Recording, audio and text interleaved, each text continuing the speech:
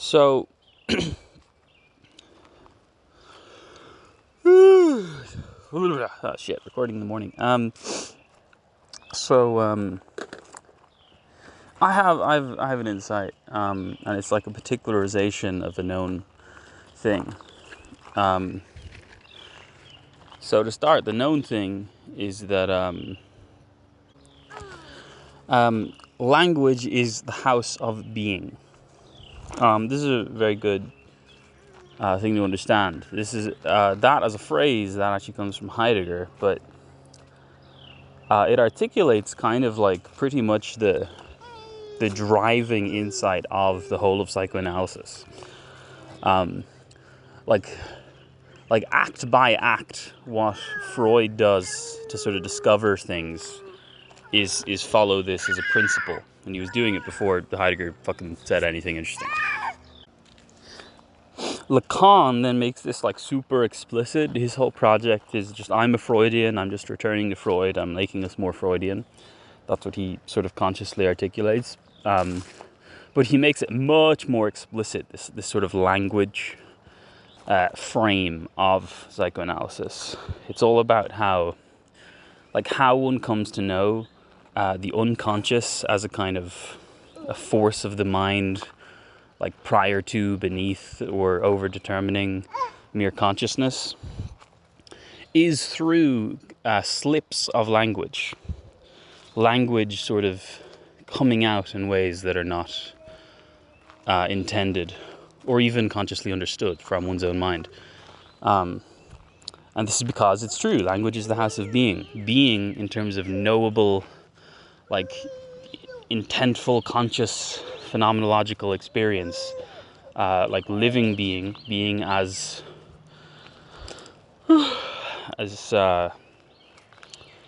knowable humanity, is defined by the bounds of language, because language is how the mind relates to the world and to itself.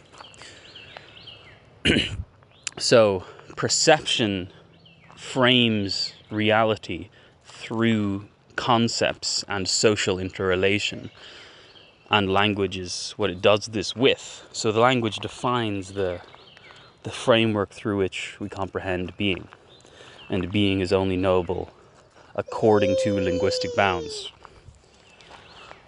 This is a very important insight, but I didn't make any of that up, that's one of the things I know, but you should know that already.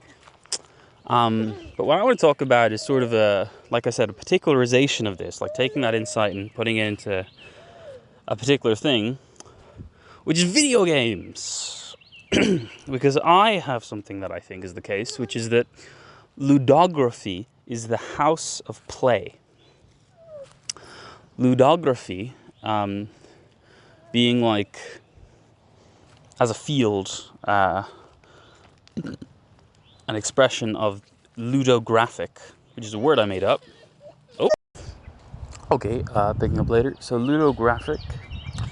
Ludographic is a word that I think is needed by fucking video game culture. These online nerds, be they critics or bloggers or streamers or YouTube commenters.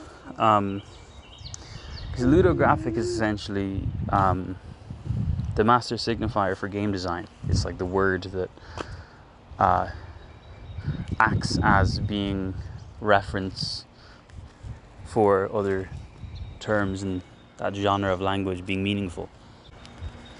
So ludographic is supposed to do for speaking of video games what cinematic does for speaking of film.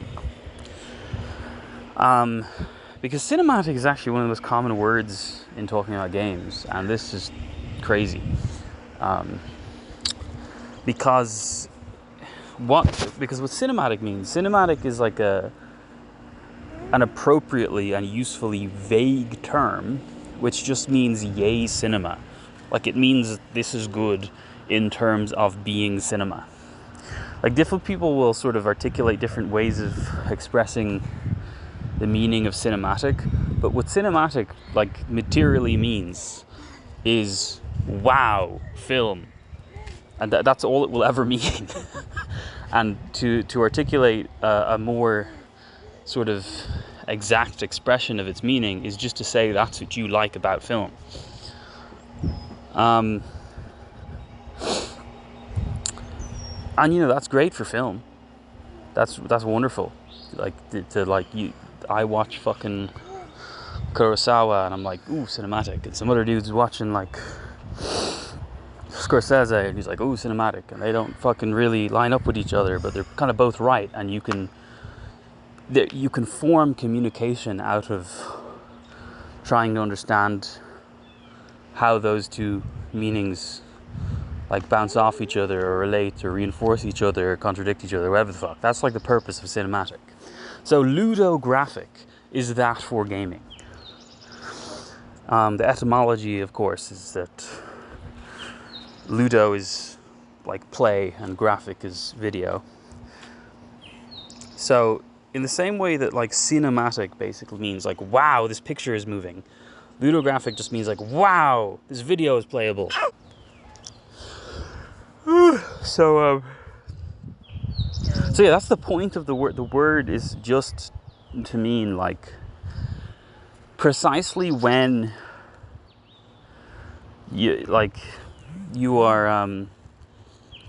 obsessed with some moment or some sort of part or thing about a particular gaming experience, and it's like unexpressible. It's like some sort of moment of synchronicity that's beyond your ability to put perfectly. That's ludographic. Whenever you have a moment playing a game that's like, wow, this is why I play games. This is it. This like retroactively makes meaningful my other experiences in this and other games. This like clarifies for me what I liked about that game or whatever the fuck. Like this is like the moment of gaming for me. That's ludographic. Ludographic is that. And I think this is actually like socially essential to like gaming as a medium and like talking about gaming in any way socially. This is like sorely missing. Because cinematic is one of the most used words talking about games. And this is just necessarily like broken. Because it has the opposite function of what it does for film. Because it's just not for games. So for film, cinematic... for film, cinematic opens discussion and opens analysis.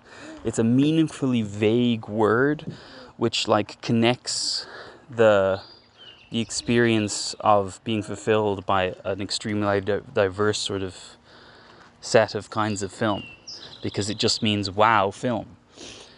But in gaming, it has the completely opposite effect of zoning in analysis on a particular sort of part of game design that cuts off the ability to appreciate other things. And cinematic is like as a term, and like even not directly as like a form of like valuing games, is like cinematic is responsible for this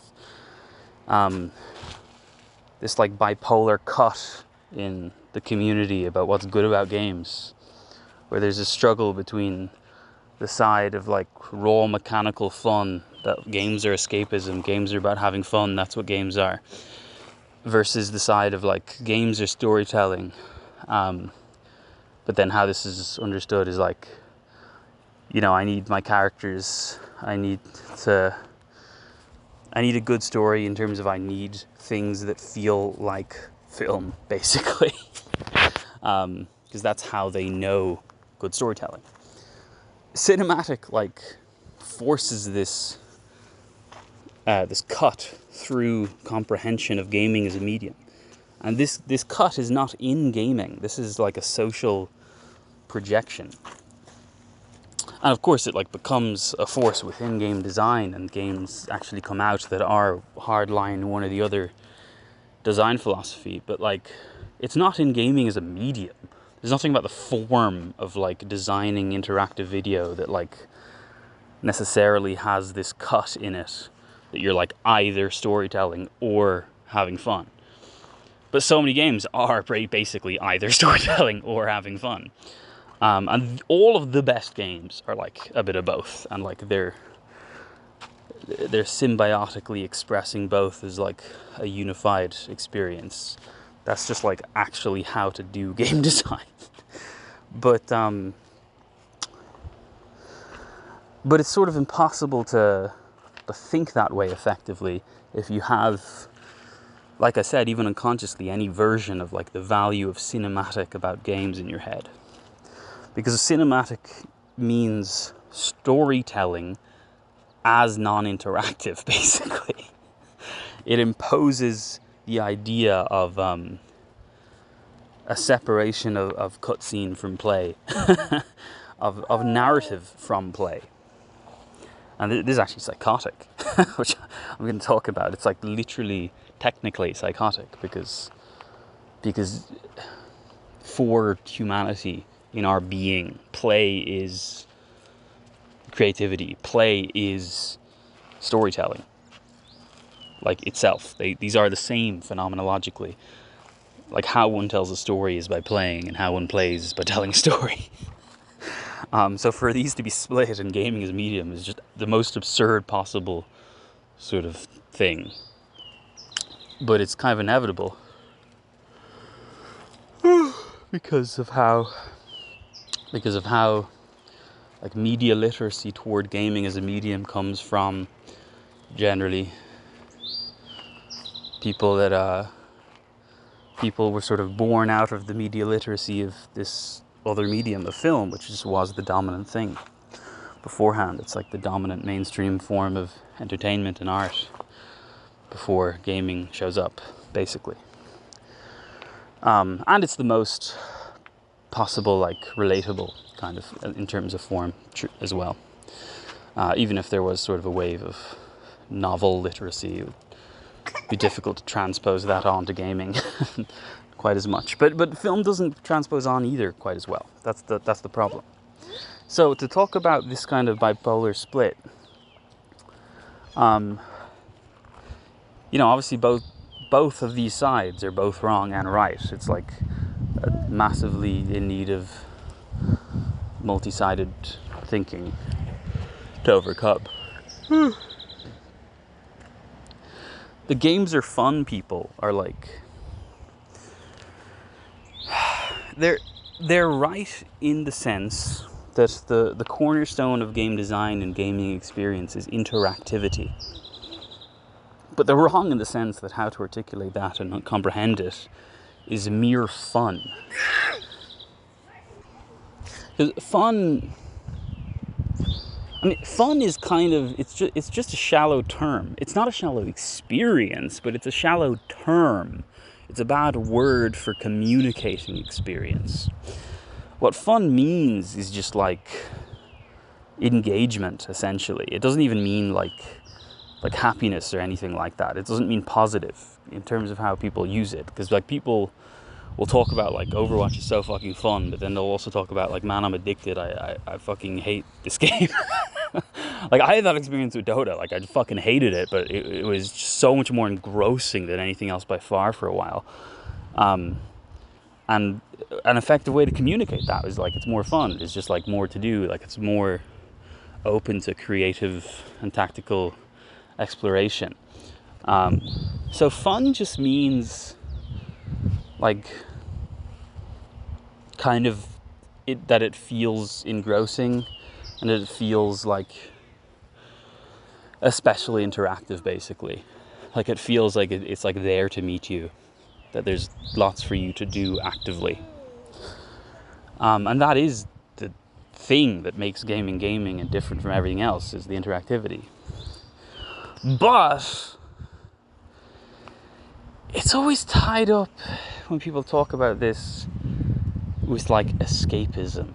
It's always, which is just like anti-narrative. it's always tied up with this idea that games are not about like the writing. Games are just about you're doing stuff, and that's just silly. All right, picking up later again. So what's it? So yes, the wrong side of the fun people is escapism. Because this comprehends gaming essentially as like entertainment, like rather than like not as art. Like the storytelling people have this like chokehold on like art as a value a little bit. Because art is it does imply a bit more of a storytelling focus than like a mechanically driven focus generally. But you know, to an extent, that's just because the prior forms of art are more so that, because you can't fucking play your book. Like that's it. So it's just prejudice a little bit. But anyway, socially, this bad side of games as fun is all about it's a reaction in like the technical sense. It's like a running away from and a retreat to like the before time of the games as storytelling people, the cinematic people, and specifically from their bad side, which is like a depressing of interactivity, like a disvaluing of the fun people's like good value of the game being a game. So to talk about the opposite side, the people who are like, games need to tell me a story, that's what I'm here for. So there's a good side to that too. There is, of course. Because like I said, storytelling kind of is play. Storytelling is what it is. It's like, I'm gonna do a whole episode on this, but storytelling is like seeking out a moral via experience. Storytelling is like consciously like fitting yourself to the procedure of like prior like lore and myth and known structure. Like it's there's a sort of self-conscious, like almost narcissistic, like nostalgia to storytelling. Like there's no memory of story before other stories. Like storytelling is just in humanity itself. And art, I'm gonna do a whole episode on this. Art is the communication of emotions, of experience, of feelings. It's like the unification of diverse kinds of living. And generally, it's like storytelling in this like explicit way in terms of like unveiling plot, like this like literalist storytelling, that it's just easily formed into like a script, and that's what the story is. But it's not necessarily that. Like storytelling itself is not necessarily like mere script writing, like pure plot structure with a moral at the end kind of thing. And most of the time it's that, and that's okay. Like most great stories are like pretty clear-cut, plotted stories, probably. Like that there's nothing wrong with like focusing on that generally, and certainly not like in film.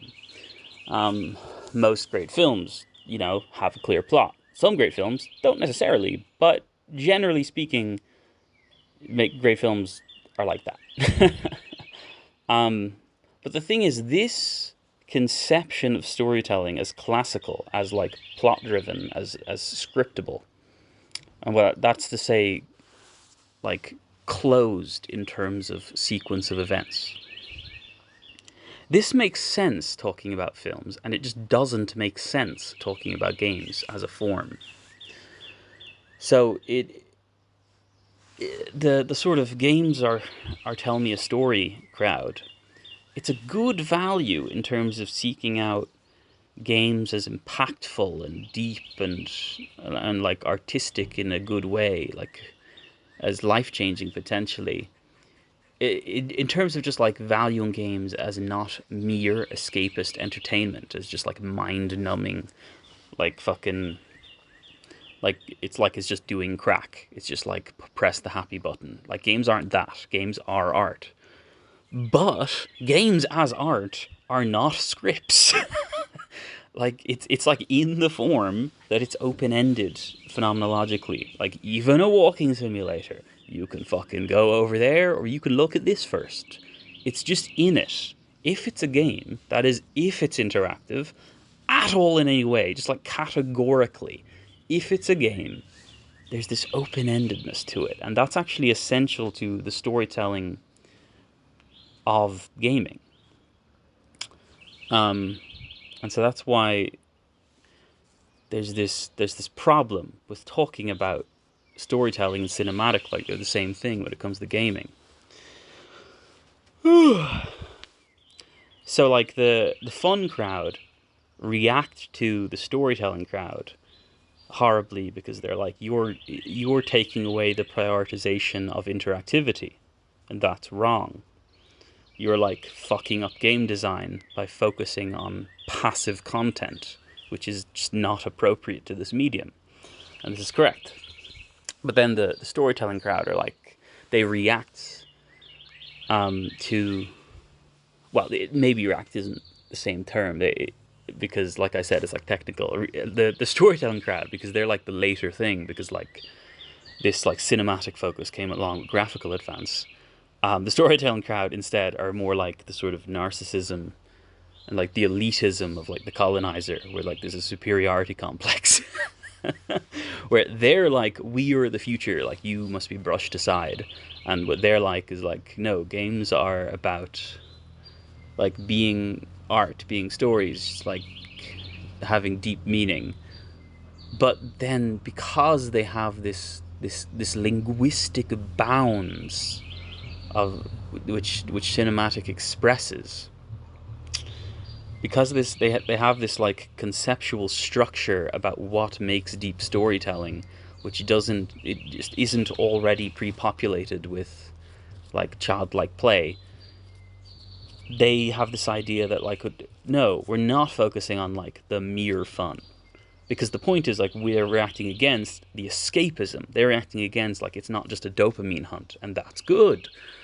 But what they do is they like, how they know to talk about good storytelling is from other mediums, is like good character writing or good like acting, like graphics has brought about, like good like facial like depiction of like momentary experience, and good like direction, like good cinematography, good arrangement of like new visual events. And like obviously that's like anti-interactive if you're like being like classical cinematography. It's like what they like is like the moment when the camera is taken from them and pointed here. But then what the escapist crowd like is like, I want to move my camera on my own, look around. so like I said, these are both wrong and both right. So to sort of bring them together, I think the term ludographic sort of achieves this unity.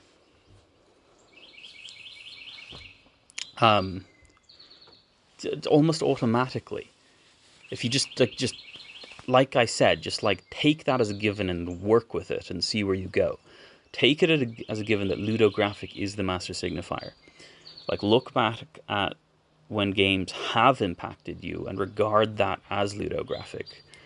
And because it's in the term, that it's not like necessarily, it's not necessarily story, but it is like, whoa, it's not just fun, but it is necessarily like interactive. It is like play driven, but it's not necessarily like mere fun, because it's like about it, like it's a big deal.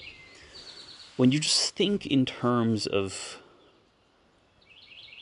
that being what makes a game, it's pretty clear. It reveals pretty clearly how, as a medium, like the good values of both these sort of sides are like legitimate, and that the best games just like do both at once. So I want to talk about a few examples. So I'm, waffle about my favorite games, but first of all, then to sort of bring it back together a bit, to my opening, it's to relate it to this phrase which I expressed as a sort of psychoanalytic thing. So ludography is the house of play. So this is actually like how to articulate clearly the sort of feeling that like seeking ludographic moments is what reveals the symbiotic like set of like the coming together of these opposed values. Because what it means is like essentially that like, so play is the being. Play is like what playing a game is like the core, the essence, the it of gaming. And ludography, the ludographic, is the house. So play is within that. That is what play is in and what play is defined by. So in the same sense that language is the house of being, that linguistic structure and like socially formed prejudice along like linguistic lines, like it defines in advance how you perceive being. This is going on in video games, where ludography, that is how one understands those moments existing, how one understands like a sense of like the wow of playing games. No matter what your experience is, like whether you've played every fucking great game ever, or like you've like you like saw your sibling play one once, like whatever the fuck, your sense, whatever it is, of like great potential about interactive video, like the possibility, to whatever degree you have felt that be fulfilled already or not, the potential of gaming to strike you ludographically, that forms this kind of prejudice, the structural bounds through which you perceive fun. Like that is like what's actually engagingly interactive, like what actually makes you want to interact, what keeps you hooked. So that's to say, like you have more fun by being connected to these moments, which are essentially storytelling moments, and you're more into the fucking story. You're like more effectively engrossed in like getting like revealing the ludography of a game, and like actually like connecting with the moments if you're like having fun. because it doesn't matter if what you value is like the sort of meaning or the moral. It's still the case, just like physiologically, by interacting with it, that like the very being of the thing is that you are playing, and the more it is play, the better experientially. So I want to talk about some of my favorite games a little, and like I'll probably just fucking do a whole episode on like a bunch of games at various points, because I love waffling about them. But I'm glad to sort of give this framing before any of that. So just really is like examples. Some good examples of games that I think kind of effectively unify the two values of like play but not as escapism, and storytelling but not as passive. The first thing off the top of my head is Half-Life 1, where Half-Life it's like old enough, it's like close enough to fucking Doom, where it's like crazy fucking fun, basically, because it's sort of arcadey in that it's like cartoony. It's just like you fucking do what feels awesome to do. Like, cause like later this came along, and like I agree, this sort of shitty as a general trend. It came along with graphical advance. It came along with graphical advance to like attempt to design more immersively and therefore more realistically, and like that was a bit of a jump. That's not good, but anyway, more realistically, and like therefore, you don't run crazy fast anymore, man. I mean, I could talk about more, but that's the main thing. In Half-Life, you run so fucking fast, it's awesome. And they justify this, that you have this like energy suit, to be fair, which is like good.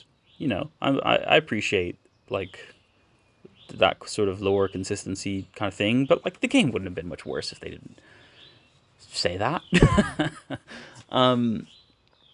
And like all the guns just feel great. It just, like the shotgun feels great. The crowbar is just a great idea for the melee weapon. There's like these weird alien guns. Like everything about it just feels playful in the best way. It's like deeply interactive. It's like very easy to escape to. But it's also incredible storytelling. Much better than almost any fucking like cutscene driven game ever. Like one of the best storytelling games by far.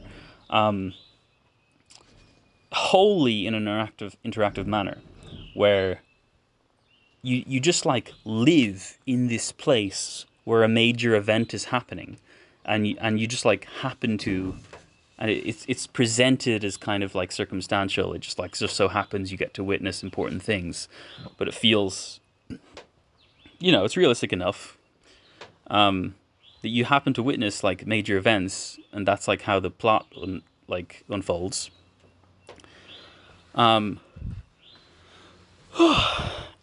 So telling a story that way is like necessarily like so much more effective than like a more passively bounded storytelling focus.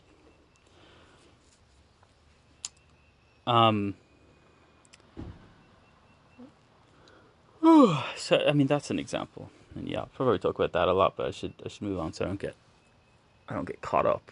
What's a different kind of example?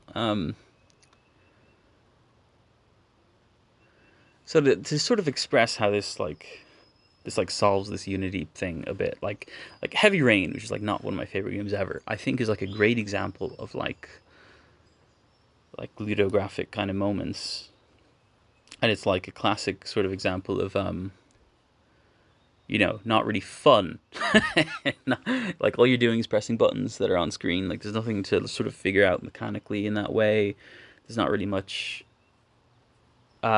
way to be creative with it. It's like, the opposite of fucking Minecraft or something. But I think Heavy Rain is a good example of like some ludographic moments. I always remember, since I played it when I was new, this moment where you have to fucking cut your finger off. There's a bunch of moments, but that's what sticks out in my head, so I'll talk about it. There's a moment where you have to fucking cut your finger off to like save your son. Your son has been kidnapped, and the killer has you and tells you like, oh, like, it's like a step toward getting him back to prove to me your will by cutting off your fucking finger. And like, so for like storytelling in a classical sense, that's effective. It's like, wow, this guy like has that will to do it. But like how this functions in Heavy Rain is like you literally have the option. This is like the bit of like openness it has as interactive. Like you literally have the option to like say fuck no and walk away. But, that doesn't quite feel right. You can't really do that, can you? Because you're not actually doing it yourself. You just got to watch the guy. But I don't know. But assuming you do it, assuming you do it, like even imagine you didn't have the choice, because that's not the point. The point is not choice. The point is, like, when you're doing this, you've been controlling this guy, and because it's like so storytelling, like driven, it's like cinematic driven. Like it feels like this passive thing. You're just following this guy. He feels like a character. He feels like he has a world and like a history you don't know. He just feels like a fucking guy. And then to have him go through cutting the finger off, that has actually like just always stuck with me. It was just so fucking brutal. And you have to actually like press and hold the buttons to like see it through, whatever. Like it makes you feel like you are doing it just like functionally, like because you have to like procedurally move through actions. It connects you to it happening, and that's enough. Like it's enough to just sort of like, first he picks up the knife and you do this, do that, then he like arranges it, do this, do that. I mean, I don't fucking remember the buttons, but I remember the feeling. It like feels interactive. I don't know. It felt interactive to me. It felt like what's really meant by people saying fun. It actually did.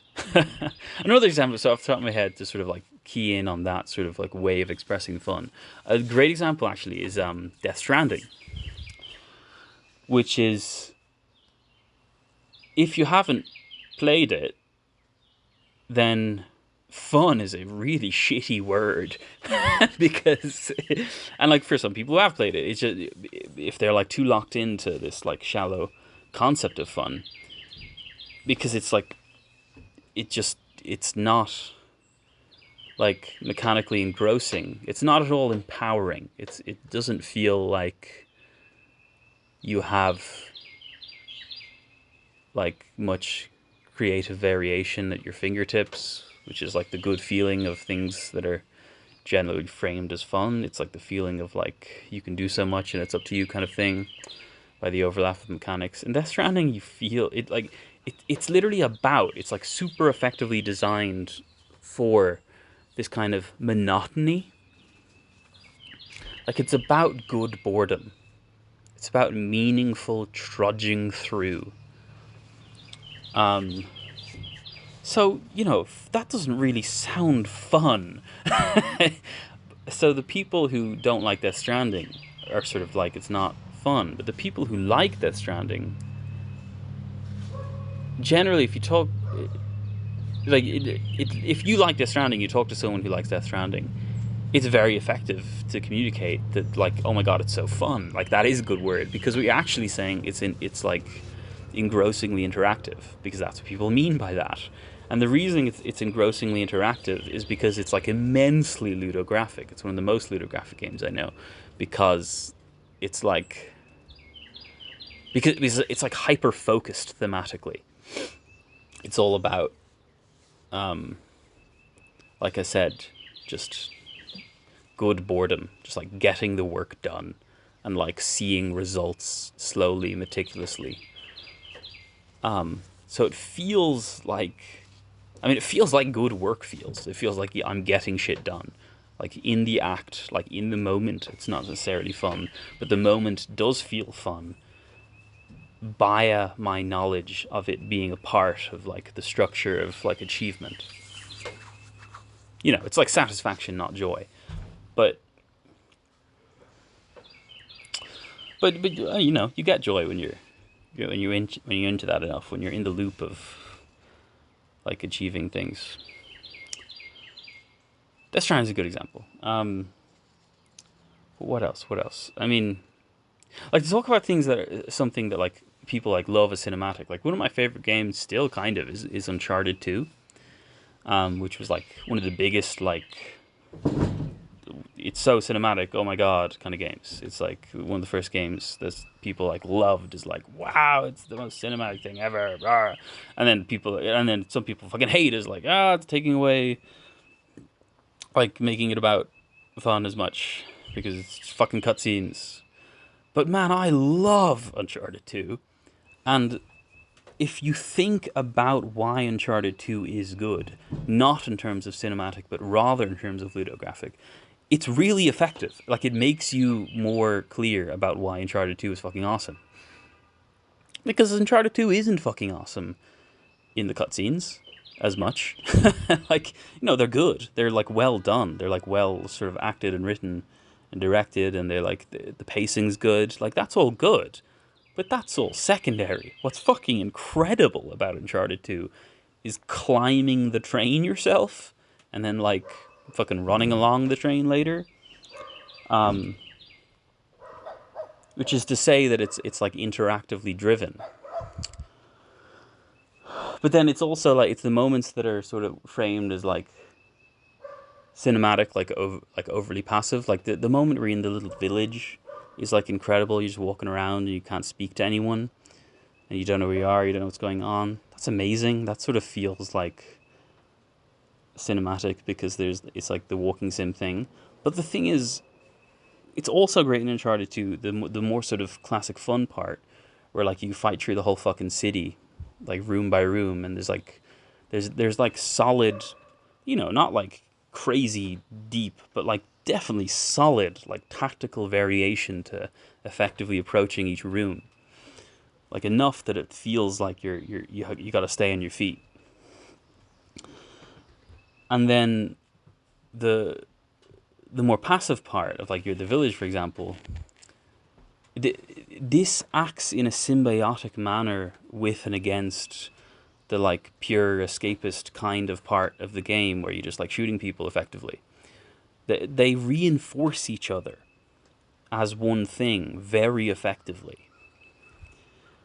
And seeing it as ludographic, I think, just if you just like force yourself to think with this word and like try to apply it on your own terms and treat it as meaningful, I think it becomes so clear so easily that this is more clarifying, more insightful than another way of expressing it. Like, trying to talk about Uncharted 2 is fun, you can't really talk about the village. Trying to talk about Uncharted 2 is cinematic, you can't really talk that much about fucking like throwing grenades at people in the town square or whatever. But trying to talk about Uncharted 2 as ludographic, these are both great, and they're great together. It makes sense that this is one thing, because it's like this fucking Indiana Jones kind of like adventure. And what that means is like there's this crazy action that's really engrossing and tactical, and it's like the power fantasy of getting through it, but it's also very much character driven. It's like being engrossed with this particular sort of like a guy feeling his way through these events, and the sort of the character interactions and like the core few people that like have a social story unfolding through this crazy heroic plot. Like these are both essential. You can't just think in either fun or story and really well perceive what's great in the game. And this is true of fucking everything. Like, to go to like The Last of Us, which is like such a big fucking storytelling, like cinematic kind of value game for a lot of people. Man, The Last of Us is fun as fuck.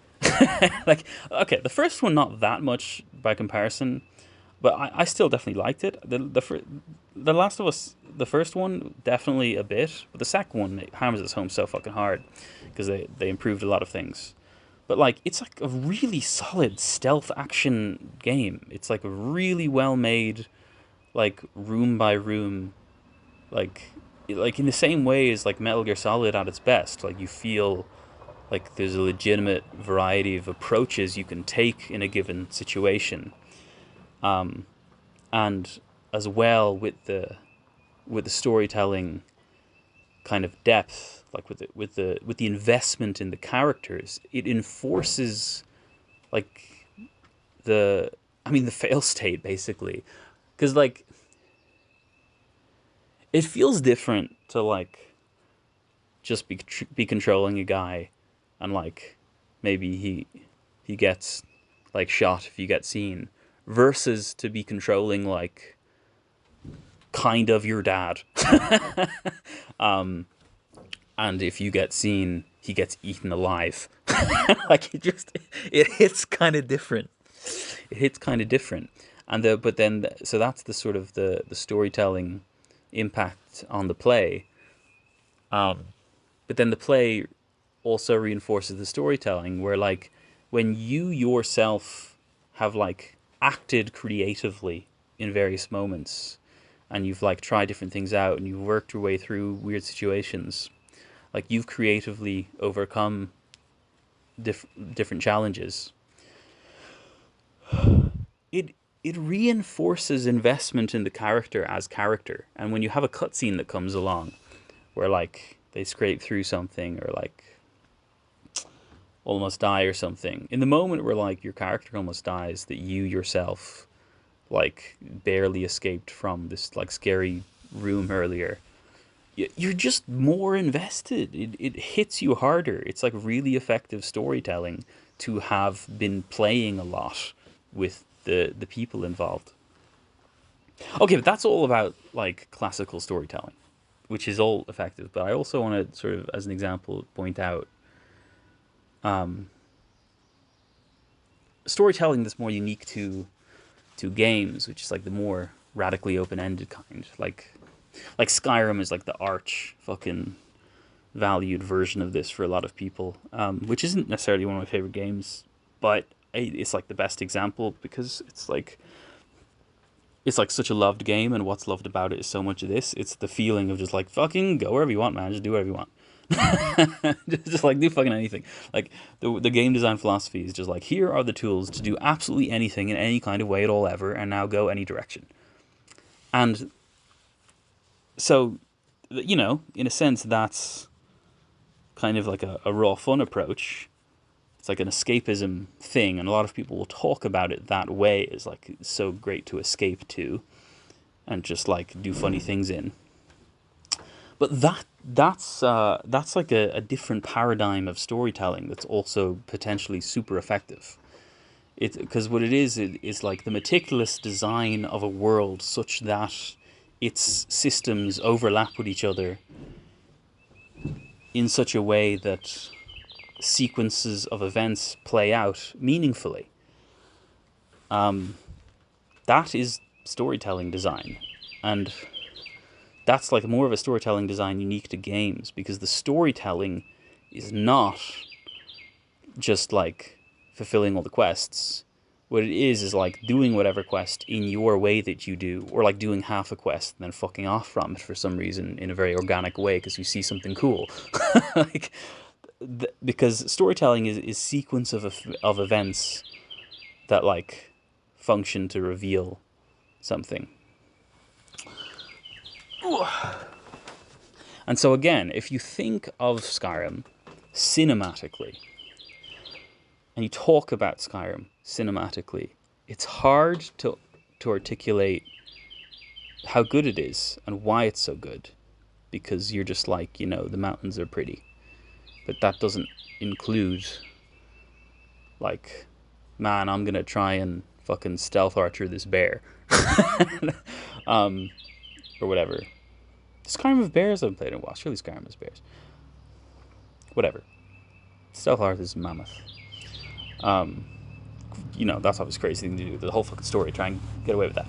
And if you try and talk about Skyrim just in terms of play, in terms of shallow escapist play, that also does not effectively contain how good it is. Because you talk about it so fun, but, oh, what's that? So you lose the element of why this sequence of interactive moments stuck with me, is that it told a story. Like, it's not just fun in that like I like the way it feels to like do this attack. It's like fun is a shitty word in the way that like man, I like tried to fucking go at this guy with this like sword I had with this enchantment on it, and it didn't really work. And then on my feet, I like took out this spell that I hadn't tried yet before, and it was like really effective. And then I was for an hour, I was just spamming this spell on these people, and like, I just made that up in my head. That sounds so fucking Skyrim. And that's a story. That's a story of like improvised, meaningful discovery. And it's a story that's like organically emergent from the mechanical systems that you discover through play. So this is how... That's enough of an example. I need to fucking shut up. This is, like I said, I'm probably going to talk about a bunch of games in the future. This is how to like think and talk about game design, and how and why the best games are as good as they are. Is that what you're doing at every act, what you're doing during the cutscene, like, in a sense, is play. And what you're doing in total at all times, what contains all of the moments of your play, is ludography. Is like this unified experience of deep impact, of being like engrossed on this kind of story level of like having something unveiled to you that's like hitting you really hard through the total experience of all of your acts of play.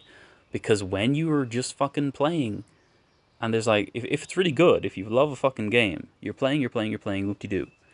If there's a shit part, like moment to moment, if there's a part that doesn't feel engrossing in the moment, you don't just stop playing the game. You're like, you feel like you want to push through because you know it's worth it. You know, like you're just sort of getting past this, and it'll just make you feel like you earned that part later. And that's not to say that that's good game design. Like, that's, it should be engrossing. It's just to say that it's part of the form of gaming as a medium, that you're seeking out the ludographic hit because you know it's deep. You know, like, there's this... you know that there's this art going on.